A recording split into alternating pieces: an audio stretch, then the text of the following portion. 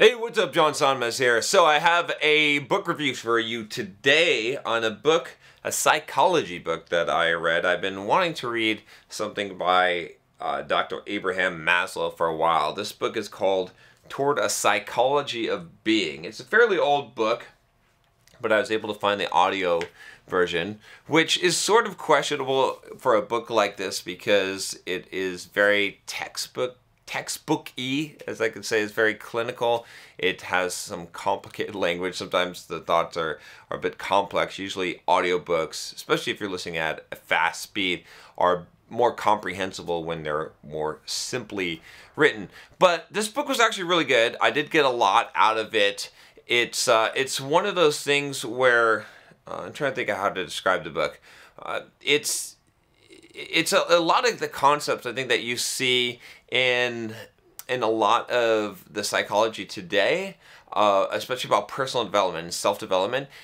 Those are things that he talks about in this book. If you're familiar with Maslow, has that Maslow's hierarchy of needs, right? This hierarchy, he basically came up with some concepts. I don't think he came up with the idea of self-actualization, although maybe he did. Maybe he came up with a lot of things around it. But he's got this hierarchy of needs where essentially, like, you need like food, clothing, sex, right? And like above that, like there's the higher needs, and you can't really get to the higher needs, like the higher motives and gratifications in life, like love and acceptance and comfort, if you don't have safety, right? And if you don't have food, right? All of these things, shelter, the kind of basic stuff. And so he's kind of talking about this idea that, like, as these basic needs are fulfilled, then you've got bigger ones, and you can actually become a more three-dimensional human being, rather than you're more animalistic when you don't have the things that you need to survive, which makes sense. And so this book is sort of about this idea that kind of being self-actualized, right? Which self-actualized means that you're self-aware, right? That you're well-adjusted. You have fulfilled your basic needs, and you don't have to seek. I've done some videos on seeking external validation, for example. Go check out that video. But you don't have to seek out external validation, right? You're comfortable with yourself. You're in what you call maybe a happy place. You're a well-adjusted individual.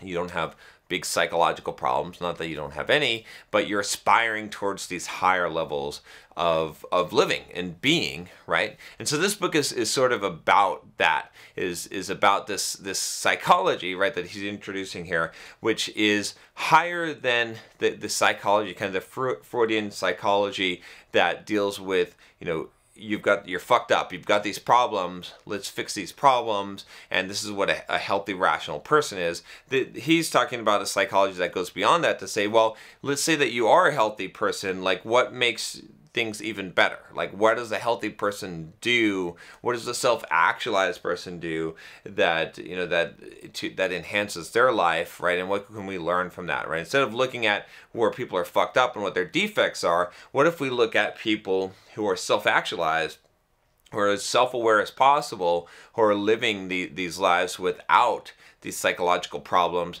and we learn from them, and we see what kind of things that these people do, and what kind of how they experience life, and what can we learn from that, and then some contradictions in that. There are some real interesting things, I think, that he's talking about. A lot of the self-actualized people, that they were both selfish and unselfish. And there's some really good concepts in there, like just thinking about that. And he was talking about how it's a false dichotomy. And there's a lot of false dichotomies because we have to use abstraction to describe things in life, right? But abstractions are not true, right? Abstractions simplify things, whereas, he talks about this idea of D-love and B-love, and essentially, the D-love, or the way of looking at this world, right? Let's say this way, where you abstract things is more that you're looking for the benefit that it provides you, or you're looking at a slice of a person or a thing and its utility to you,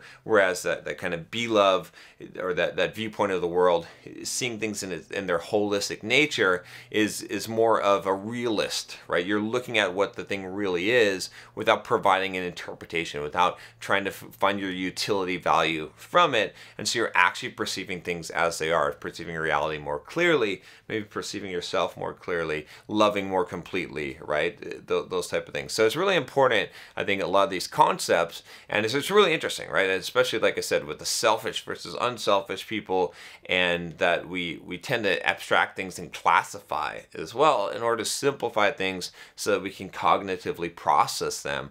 But that's not always the best thing, and a lot of self-actualized people are able to see things because they don't have this hidden need or agenda. They're able to see things more realistically. You know, I was talking about this idea that, like, you should see honestly what you look like so that you can honestly, you know, change things about yourself, because you can't have a change, you can't, you know, change what you're doing or who you are unless you can really objectively see who you are. The better that you are at that, the better that you're going to be able to make those kind of changes. So kind of a complicated book, like I said, an older book definitely, but I think it's well worth the read. I mean, there's definitely some really solid concepts in there. One other thing that really stuck out to me in the book was this idea that he was talking about, like, it almost seems like in order to reach that Eastern type of, you know, kind of Buddhist oneness or no mind or no thing, as you may have heard, right? You know, kind of nirvana or, you know, transcendence. In order to reach that,